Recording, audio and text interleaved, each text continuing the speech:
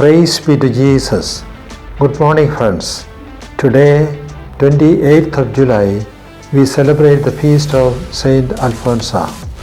Gospel reading is John chapter 12, verses 20 to 28.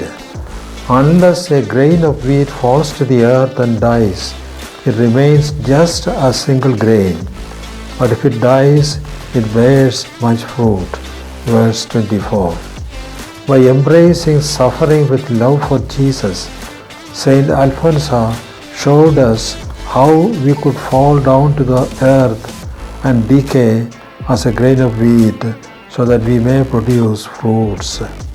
She experienced with St. Paul, "It is no longer I who live, but is Christ who lives in me." St. Kyriakos Elias Chavara, in his work Chronicle, asks, "This Malabar, which had received the faith from St. Thomas the Apostle, remains barren, not having produced even one saint. Why?" On 12th of October 2008, when Alphonsa was declared a saint by Pope Benedict XVI, this painful cry of St. Chavara was answered by the divine providence.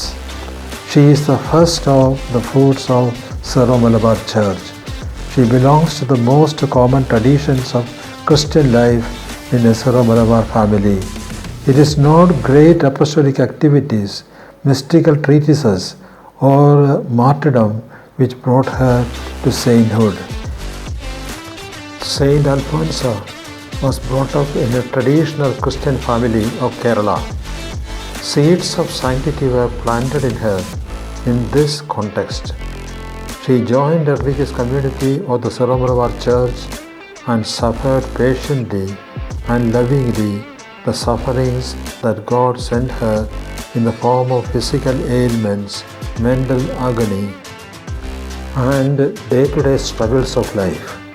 St. Alphonsa teaches us to forgo ourselves, to empty ourselves, and fall to the ground and decay like a grain of wheat, so that we may produce fruits hundredfolds. Amen.